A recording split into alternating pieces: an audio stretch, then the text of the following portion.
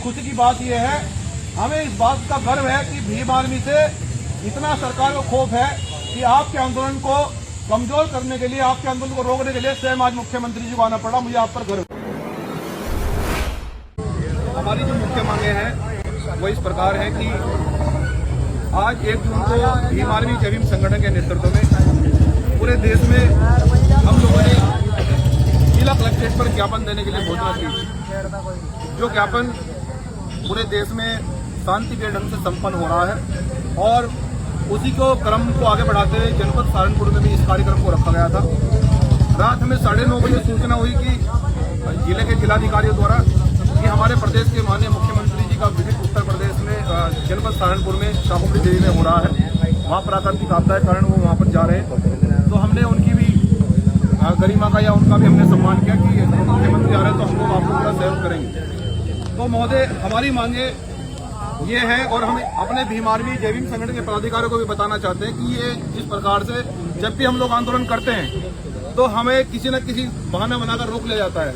लेकिन आज मैं भीम आर्मी जय भीम संगठन के लोगों को ये कहना चाहता हूँ, ये बताना चाहता हूँ कि आपके आंदोलन को रोकने के लिए अगर स्वयं मुख्यमंत्री जी आ रहे हैं तो इसका मतलब वो आपका प्रभाव मानते हैं।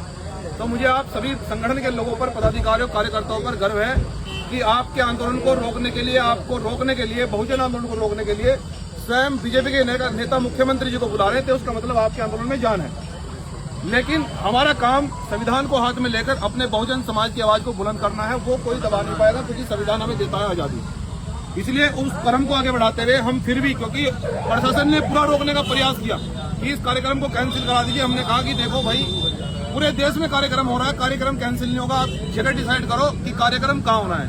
अगर आप ये चाहते हैं कि हम रोड पर ना जाए, हम इस बात को भी मानने के लिए तैयार है। तो ये कार्यक्रम डिसाइड कस्बा बेहट के मोहल्ला खालसा रविदास मंदिर पर डिसाइड हुआ था और हमारी मांगे ये है महोदय, हम अपनी मांगों को अब शुरू करना चाहते हैं कि सेवा में माननीय राष्ट्रपति महोदय, माननीय प्रधानमंत्री महोदय, हमारा जो विषय है देश के दलित, पिछड़े, अल्पसंख्यक, आदिवासी वर्गों के लिए लोकतंत्र के चारों अवस्थाओं में विधायिका, कार्यपालिका, न्यायपालिका और पत्रकारिता में आरक्षण को पूर्ण रूप से लागू किया जाए और पदोन्नति में आरक्षण बैकलॉग को भरने के लिए अवगत कराने हेतु ज्ञापन है।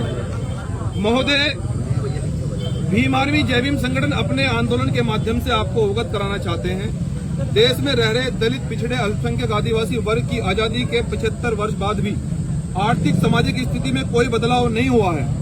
जबकि भारतीय संविधान के निर्माता परम पूजनीय बाबा साहब डॉक्टर भीमराव अम्बेडकर ने देश के शोषितों, पीड़ितों, उपेक्षितों, मजलूमों को सामाजिक और आर्थिक स्थिति में सुधार के लिए आरक्षण की व्यवस्था की, परंतु इन वर्गों में आरक्षण पूर्ण रूप से अवसर न मिलने के कारण इनकी आर्थिक और सामाजिक स्थिति में आज तक कोई बदलाव नहीं हो पाया है। मतलब हमारा दलित, पिछड़ा, मुस्लिम आज भी आजादी के 75 वर्ष बाद भी वो गरीब का गरीब है, उसको आरक्षण का लाभ मिल ही नहीं पाया। उसके बाद में प्रदेशों में तो इन वर्गों को आज भी मुख्य धारा में नहीं जोड़ा गया है, जैसे कि महाराष्ट्र है, छत्तीसगढ़ है, तेलंगाना है, राजस्थान है, बिहार है। आज भी हमारा आदिवासी वर्ग वहाँ झुग्गी झोपड़े में रहने के लिए मजबूर है।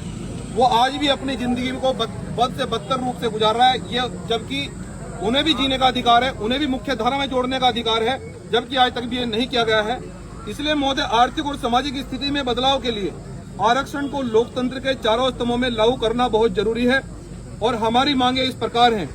दलित, पिछड़े, अल्पसंख्यक, आदिवासी वर्गों की जितनी जिसकी संख्या भारी उतनी उसकी हिस्सेदारी के आधार पर सरकारी एवं प्राइवेट उद्योग में आरक्षण को पूर्ण रूप से लागू किया जाए और पदोन्नति में आरक्षण बैकलॉग को पूरा भरा जाए।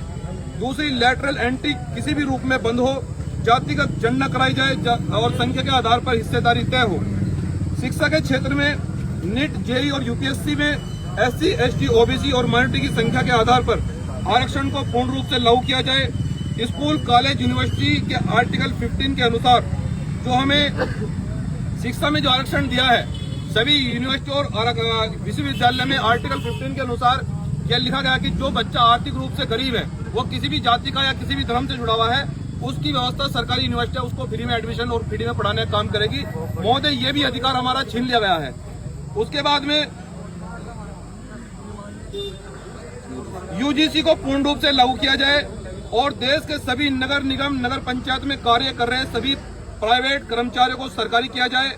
क्योंकि महोदय जितने भी देश के अंदर नगर निगम और नगर पंचायत में हमारे सफाई कर्मचारी काम करते हैं उनको केवल मात्र 7,000 रुपए महीना मिलता है और एक एसी में बैठने वाले कर्मचारी को 80,000 रुपए दे रहे हैं। तो महोदय इस महंगाई के दौर में हमारा सफाई कर्मचारी 5,000 रुपए प्रति महीने में कैसे अपना घर चलाए, कैसे अपने बच्चों को पढ़ाए। और इसमें ठेका प्रथा बंद हो, सिविल नाले में सफाई हेतु आधुनिक मशीनों का उपयोग हो, क्योंकि इस देश में, क्योंकि आजकल हमारा देश आधुनिक और टेक्नोलॉजी में किसी से पीछे नहीं है, लेकिन जानबूझकर हमारे सफाई कर्मचारियों को नाले में इसलिए जातिगत आधार पर उतारा जाता है कि उनकी जानबूझकर वो गटर में उनकी मृत्यु हो जाती है दम घुटने से। महोदय हमारी मांग है कि जब आधुनिक मशीनें हमारे देश में उपलब्ध हैं तो उनका मशीनों का उपयोग गटर को या नाले नदी को साफ करने के लिए क्यों नहीं किया जा रहा है। और उसके बाद में मजदूरी करने वाले जो लोग इन कर्मचारियों को गटर में उतारते हैं, ऐसे अधिकारियों पर भी ठोस कानून बने, ऐसे अधिकारियों पर कार्रवाई की जाए। और दलित, मुस्लिम, पिछड़े, अल्पसंख्यक, आदिवासी वर्गों में मॉब लिंचिंग की घटनाएं, जैसे कि आप देख रहे हैं कि गौकसी झूठा केस लगा दिया। जो व्यक्ति आज गौकसी कांड नहीं कर रहा है, उसने पहले किया, आपने मुकदमा लगा दिया, उस पर वो जेल चला गया, अपना मुकदमा भुगत रहा है। लेकिन आज उसे घर से उठाकर कह रहा है कि तू आज भी गौकसी कर रहा है, उस पर गोली मारी जा रही है। मोदी, ये गलत है। अगर कोई व्यक्ति पहले अपराध कर रहा है तो उसको आगे के अपराध में नहीं फंसाना चाहिए। वो मजबूरन फिर जो है ना, उसको परिवार प्रताड़ित होगा, वो खुद को आत्महत्या करेगा। तो इन लोगों को भी आत्महत्या के लिए मजबूर नहीं किया जाए और इनसे झूठे एनकाउंटर और फर्जी एनकाउंटर की सीबीआई जांच हो और गाय को राष्ट्रीय पशु घोषित किया जाए। महोदय, जब गाय को राष्ट्रीय पशु घोषित कर देंगे आप लोग तो कोई गाय को मारेगा ही नहीं, किसी की हिम्मत नहीं होगी कोई गौकसी का काम करे, और जो करेगा उसका कानून जो है ना उस पर कार्रवाई करेगा। तो यदि गाय को राष्ट्रीय पशु घोषित कर दिया जाए, अगर हम गाय माता का सम्मान करते हैं, माता मानते हैं, तो सरकार को उसको राष्ट्रीय पशु घोषित कर देना चाहिए, जिससे कि उसको गाय का कोई भी आपराधिक घटना में सम्मिलित होने से पहले व्यक्ति 100 बार सोचे। उसके बाद में कृषि के क्षेत्र में गरीब भूमिहीन लोगों को पट्टे आवंटित किए जाए। महोदय, आज देश के अंदर आप देख रहे हैं रोजगार बहुत बड़े पैमाने पर बेरोजगारी हो रही है और गरीब लोग अपनी जिंदगी गुजारने के लिए तरह तरह से प्रयत्न कर रहे हैं, लेकिन वो आज भी बदतर से बदतर जिंदगी जी रहे हैं। तो आर्टिकल 16 क और ख में ये लिखा गया है संविधान में कि देश के अंदर कोई भी गरीब भूमि से वंचित नहीं रहेगा, लेकिन आज बहुत सारे लोग भूमि से वंचित हैं, उनको पट्टे नहीं दिए जा रहे हैं। तो महोदय, हमारी मांग है कि जो लोग गरीब हैं, जिनके पास सरकारी नौकरी नहीं है, तो सरकारी जमीनें जो खाली पड़ी है उनको पट्टे काट कर दे दी जाए, जिससे कि वो अपना जीवन यापन कर सके।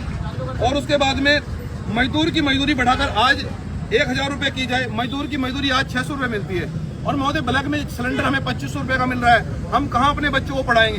तो हमारी मांग है कि मजदूरी बढ़ाकर 1,000 रुपए की जाए, जिससे कि ये लोग भी अपना जीवन यापन कर सकें।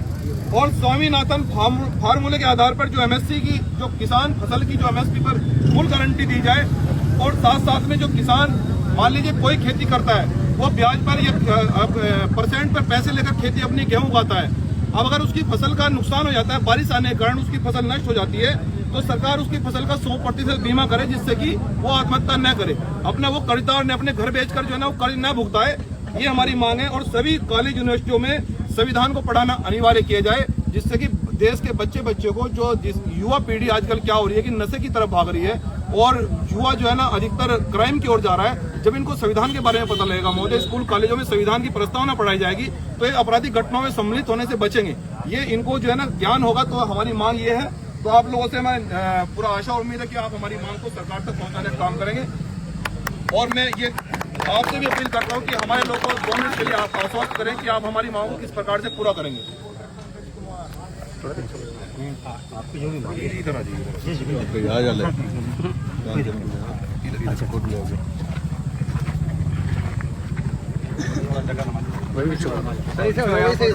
इधर आ जाओ भैया, इधर आ जाओ, सब आ जाओ।